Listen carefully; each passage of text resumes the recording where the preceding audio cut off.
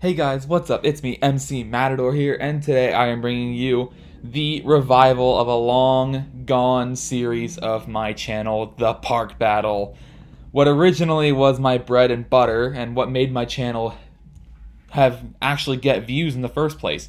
In fact, my first roller coaster video to ever be uploaded to my channel, all the way back in 2015, was Great America vs. Hershey Park. And as much as I'd love to re-upload that after 5 years of development by both parks, I think I'm just going to try and do something that I haven't done already. And my Six Flags Great America vs. Six Flags Over Georgia is still one of my most popular, well received, and probably one of my proudest achievements that I've done on this channel, because just the fact that I made something that was so well received, essentially. And I kind of want to return to my bread and butter. And now that I've visited more parks, but I haven't made a park battle in 2 or 3 years, it's just I kind of want to resurge, especially since the rumor mills helped me get some views back on the map. Though I've been trying to get through my first semester of college and just had my first exam, but that's my own life. You're not here for that. You're here for the park battle. If you're unfamiliar with how this works, each comparable coaster, flat, and marginal aspect of the park, major marginal aspects, or managerial, not marginal, will be compared via popular opinion as well as my own experience because I have been to both of these parks within the past 5 years. And the park with the most points in the end is the winner. Now, different things will have different point scales. You'll see as you go along. I'm sure quite a few of you are seasoned veterans to the park battle format. Some of you may be getting a rush of nostalgia because this format's kind of died out and it's kind of been killed by kids and other adults like myself who don't have proper equipment to make this stuff. And I mean, I've always admired these things. That's kind of what got me into this whole coaster thing in the first place. And I kind of want to relive and go down memory lane. So today, we're going to have a park battle between Six Flags New England and Six Flags Over Georgia, two mid-tier Six Flags parks that have received a fair share of development in the 21st century and are both absolute must-visits for respective reasons. Now, we will commence with my staple starter, the inverts.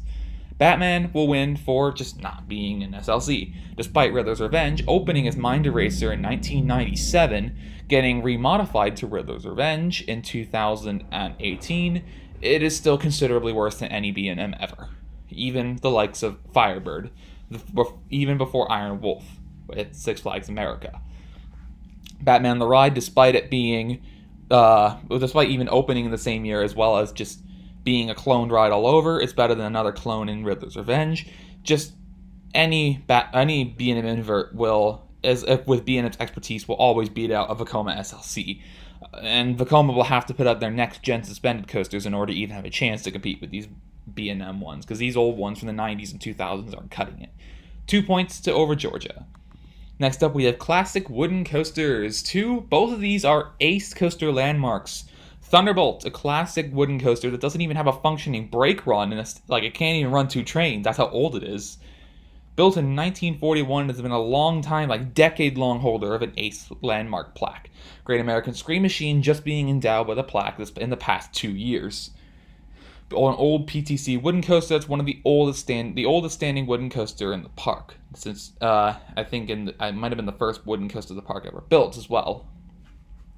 This one, I do think, will go to Great American Scream Machine. Not only are the stats in its favor, I've ridden both, and I think Gasm, although it's generally considered rough by enthusiasts, it's not as rough as Thunderbolt. And the layout is generally more exciting. So the point scaling will come into place because the inverts generally have more impact in the lineup than these rough classic woodies. I think that the 1 point will go to Over Georgia, making it 3-0 to Over Georgia. Moving on, we have some family coasters. Catwoman's Whip, opening in 2000, a Zephyr Tivoli Large with clownishly long trains. Look at those things. Those are some units. Versus Joker Funhouse Coaster, which, according to eyewitness reports, this thing often has breakdowns, if I remember correctly. I do think Joker Funhouse Coaster is usually the first coaster they shut down if they're understaffed, as well as just it has issues as well, despite only opening 15 years ago in 2004. And just the stats are also mostly in Catwoman Whip's favor. I think Catwoman Whip, even though it's only a half point, the half point will go to Catwoman's Whip. Moving on, we have our first big fish battle of the episode, of the battle here. The Battle of the RMC Cyclones. Wicked Cyclone opening in 2015 is one of the best attractions in its debut year, and it's still, in my opinion, and as well as the opinion of several others, the best coaster in the park. With Twisted Cyclone, it's also a runner-up for the best coaster in the park, although more closely contested with another coaster you'll see later on. It's a close battle, but I do believe Wicked Cyclone will win for having a considerably longer layout, as well as just more airtime moments, more elements to begin with. And I think the general consensus sides with Wicked Cyclone, even though I have not ridden Twisted Cyclone. Wicked Cyclone gets the 3 points. 3 points because it is one of the impactful major coasters that people will come far and wide to visit. So 3 would be your major top 3 lineup. 2 would be your major supporting, and then 1 would be your minor supporting. Half would be Kitty and like small family. So Wicked Cyclone will put Six Flags New England in the lead by itself, other than the help of of Catwoman's Whip. And it is now 3.5-3 Six Flags New England. Moving on, we have a bit of an odd matchup here. There wasn't really a good place to put these, but I think these are two modern steel looping coasters, both opening in the 21st century. Batman the Dark Knight, a mini B&M floorless coaster, versus Daredevil Dive, the last Gerstlauer Six Flags will ever put their hands on. Now, it is an odd matchup, but it's probably the best compared to... I think people would try and compare Batman the Dark Knight to Blue Hawk, but I don't think that's a fair match. I think it's most comparable to Daredevil Dive. And even in either of those matchups, Batman the Dark Knight would win. And I also think that Daredevil Dive and Batman the Dark Knight are worth 2 points when Blue Hawk would be only worth 1. So, Batman the Dark Knight brings home 2 points, giving Six Flags New England a pretty sound lead at 5.5-3 at the moment. I do think Daredevil Dive is a good ride, but Batman the Dark Knight just has it beat by a slight bit. Moving on, we have Vekoma Looping Coasters, old-fashioned stuff. Granted, if the Flashback did open in the 2000s, it could have very well have also opened in the 1980s for all I care. It's a Vekoma Boomerang. Everyone's familiar with these things, and this one in particular is pretty bad, considering that I think it was even relocation from one point. If not, it valleyed 3 times in 1 year, I think a season or 2 ago, and is probably well on its way of being out. Flashback is also one of those ones with the bulkier restraints, compared to Blue Hawk, formerly Ninja, opening back in 1992, but getting a renovation in 2018? One of those years. I think it was 2017.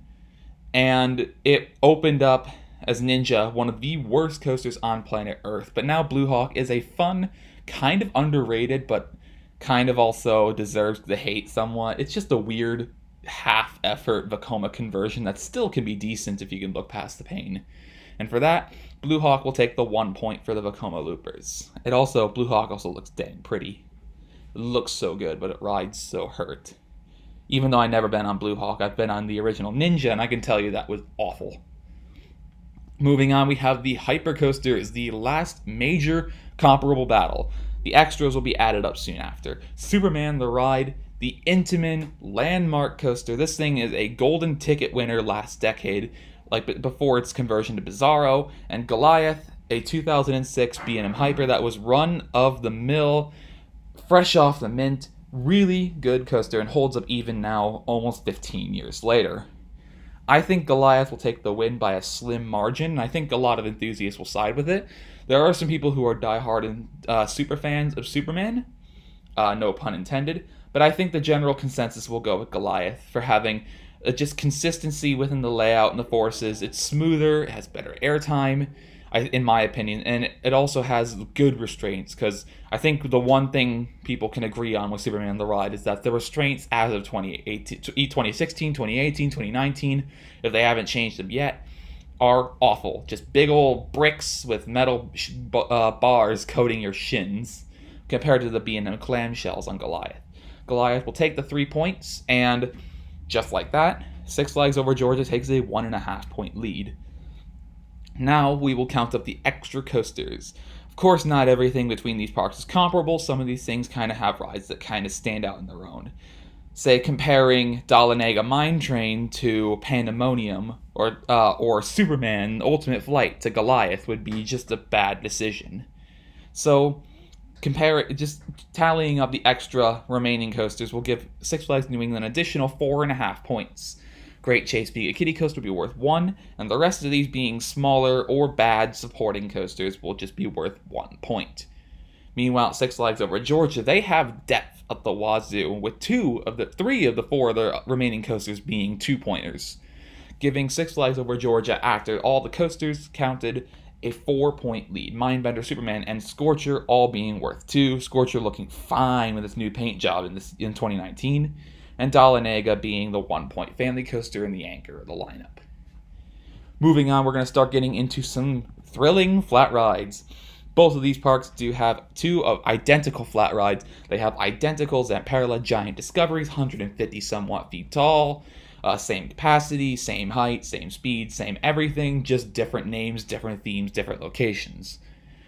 So both parks will receive exactly 1 point for their Giant Discoveries, and same thing with their Super Loops. They are both exactly the same, 72 feet tall, if I remember correctly. They're exactly the same. None of them is like the Giga Loop, like Mardi Gras Hangover or El Diablo over Texas. And yeah, they're just identical. They will both get 1 point for each of those rides. They also, for both the Frisbee, the Discoveries, and the Super Loops, they received them in consecutive years.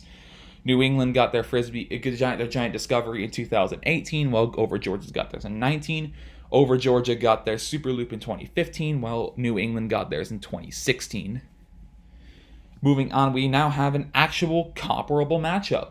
The drop towers. We have Scream, an S&S triple drop tower with the Space Shot, the Gravity Fall to Earth, and the Combo Tower versus Acrophobia, one of the piloting second or third generation, I think it's the third generation, Intamin drop towers. This one is very unique because it's also considered a stand-up tilting drop tower, which from the testimonies from some people that I've talked to as well as seen on the internet, Acrophobia isn't too terribly well received and also is pretty prone to being down for a consistently long time.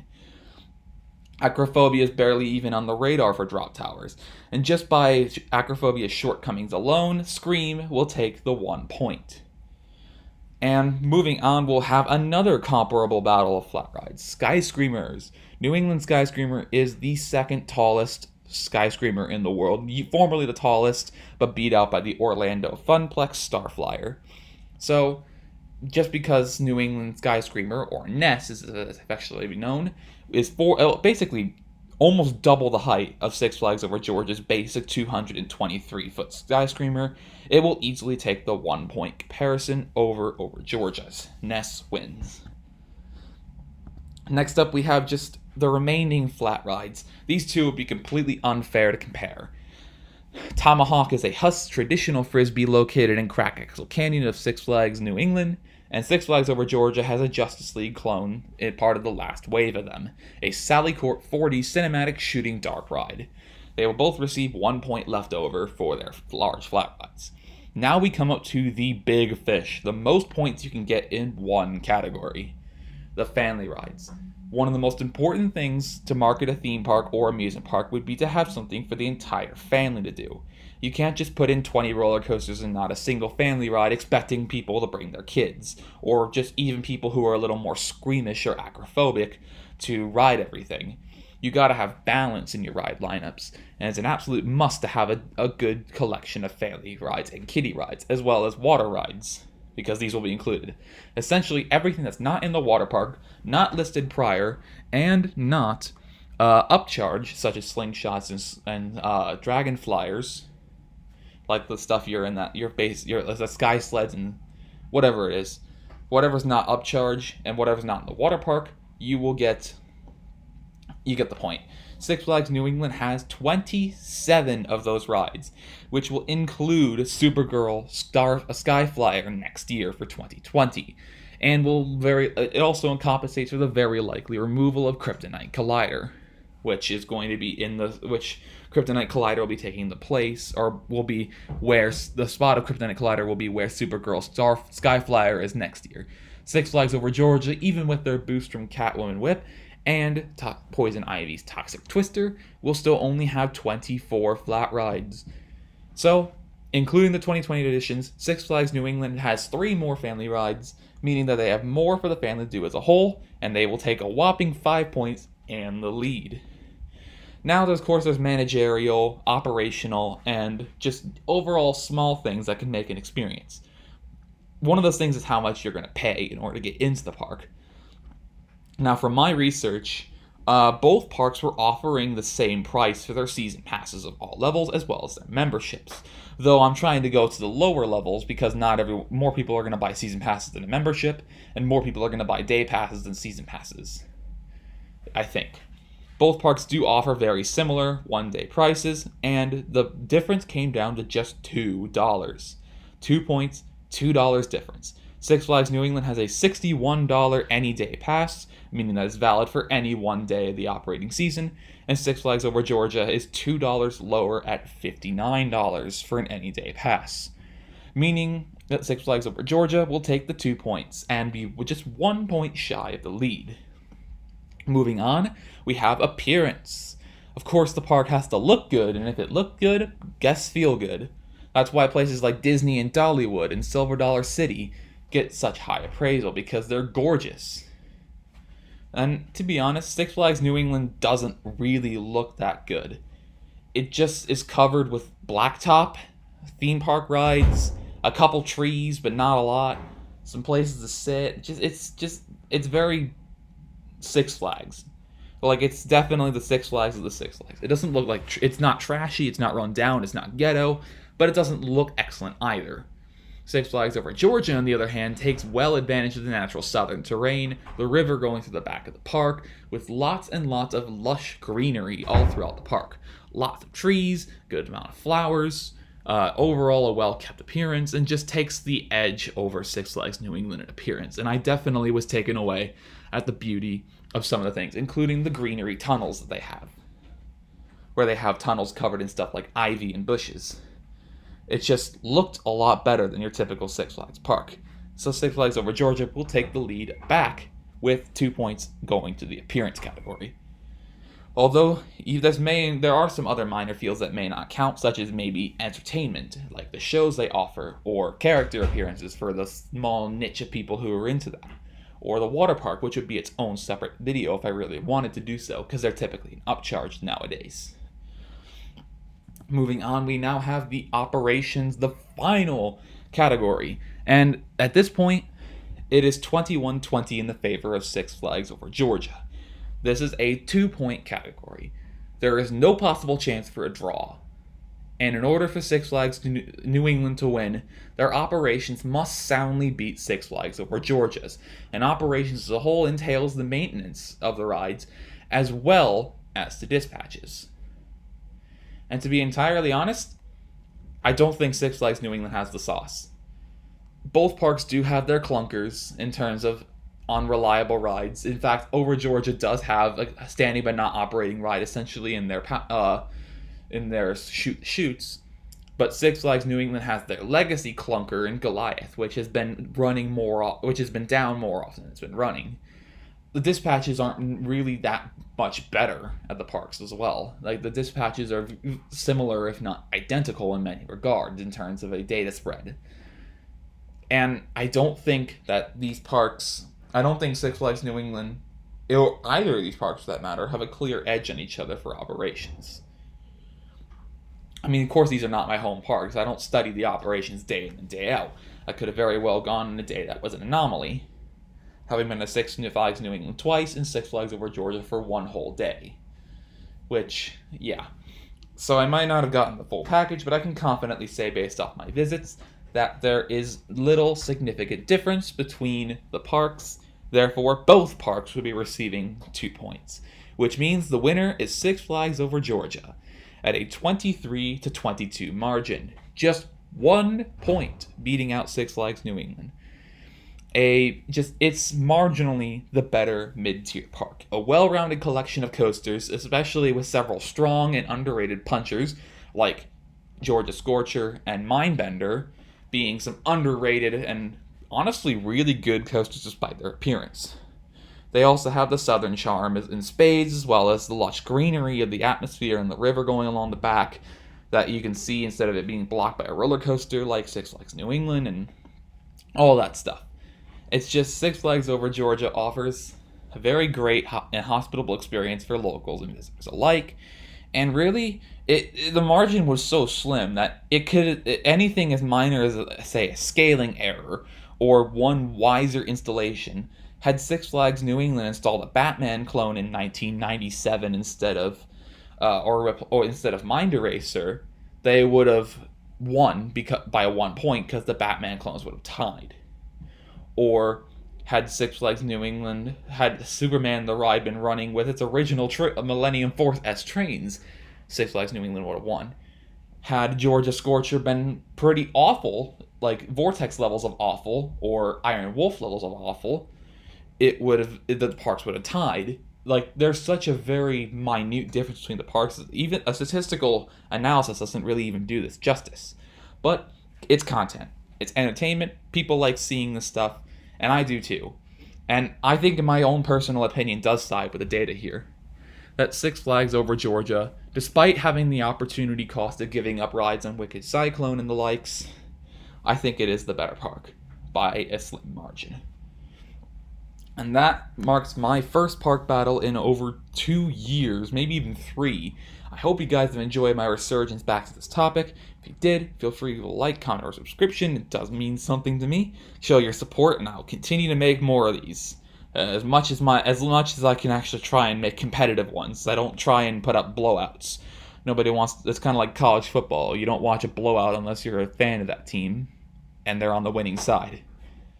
So, if you guys have enjoyed the video, feel free to leave a comment or subscription. I hope you guys have a great insert unit of time here. I gotta get going to bed because it's almost 9 o'clock over here at campus. I gotta get up for classes tomorrow morning because that's what I do. And, as always, good luck, and I wish you guys peace.